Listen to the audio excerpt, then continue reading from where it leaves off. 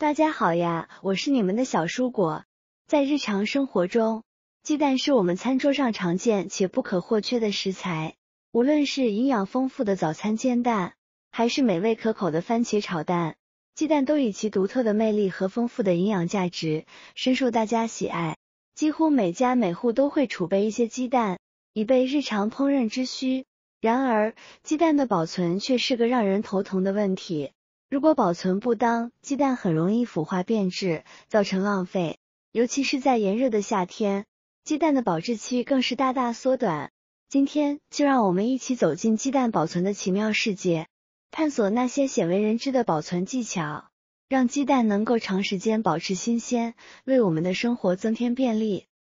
在众多保存鸡蛋的方法中，大米保存法堪称经典。首先，准备一个较大的盆，这就如同为鸡蛋搭建了一个温暖的家。接着，往盆里倒入半盆大米，大米的量要精心把控，需比鸡蛋稍高，目的是确保能够将鸡蛋完全埋在其中。接下来便是放置鸡蛋的关键步骤，要将鸡蛋的小头向下插入大米里。这可不是随意为之，其中蕴含着科学道理。大米具有良好的吸湿性，它就像一个勤劳的小卫士，能够吸收周围环境中的水分，为鸡蛋营造一个非常干燥的环境，而干燥的环境对于鸡蛋的保存十分有利。此外，大米上的细微粉末也会悄然渗入鸡蛋的缝隙，如同给鸡蛋穿上了一层隐形的防护服，有效阻止细菌的侵入，从而全方位保护鸡蛋不被破坏。当所有鸡蛋都插入大米后，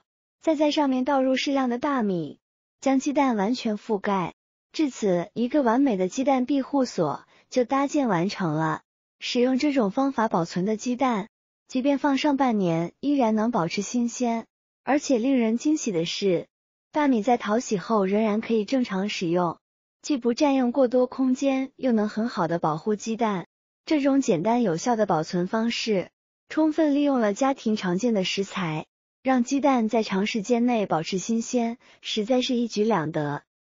白酒不仅是人们餐桌上的饮品，在保存鸡蛋方面也有着独特的功效。准备适量的白酒，倒入一个碗中，然后将要储存的鸡蛋依次放入白酒中，轻轻滚动鸡蛋，就像为鸡蛋进行一场温柔的沐浴，让鸡蛋的表面均匀且充分地裹上白酒。白酒中的酒精具有强大的消毒杀菌能力，它能够在鸡蛋壳表面形成一层保护膜，有效保护鸡蛋壳不被细菌侵入。裹好白酒的鸡蛋要依次摆放在蛋托里，并且要保持小头朝下大头朝上的姿势进行立体摆放。这样的摆放方式有助于鸡蛋内部的气体交换，保持鸡蛋的新鲜度。接着将蛋托放置在家中阴凉通风的地方，这种方法利用白酒的消毒杀菌特性，为鸡蛋创造了一个相对无菌的环境，从而有效延长了鸡蛋的保存时间，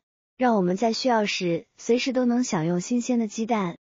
茶叶除了能泡出清香四溢的饮品，还能成为鸡蛋的保鲜小助手。准备一张卫生纸，将其平铺在桌面上，如同为茶叶铺设了一个展示的舞台。然后抓一小把茶叶放在卫生纸上，再用卫生纸将茶叶包裹起来，一个小巧精致的茶叶包就制作完成了。将这个茶叶包放入存放鸡蛋的容器中，就能发挥它神奇的保鲜作用。这种方法的原理在于茶叶本身非常干燥，并且具有良好的吸潮作用。尽管茶叶被卫生纸包裹，但它依然能够吸收周围的湿气。当茶叶包与鸡蛋放在一起时，就如同一个默默工作的除湿器，将鸡蛋表面的湿气吸附掉，创造一个干燥的环境，从而延长鸡蛋的保存时间。这种充满生活智慧的方法，让鸡蛋在淡淡的茶香中保持持久新鲜。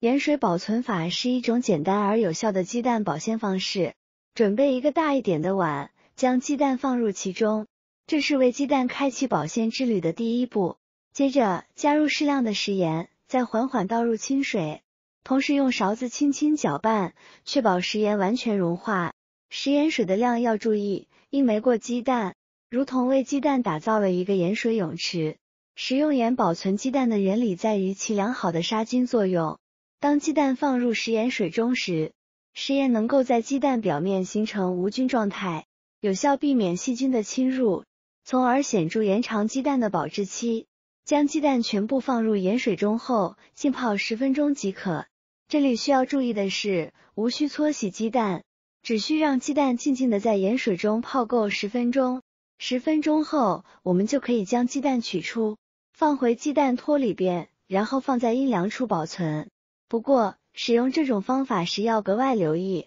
食用盐不要加得太多，而且这样保存的鸡蛋不宜存放时间过久，否则鸡蛋就会变成咸鸡蛋，失去原本的风味。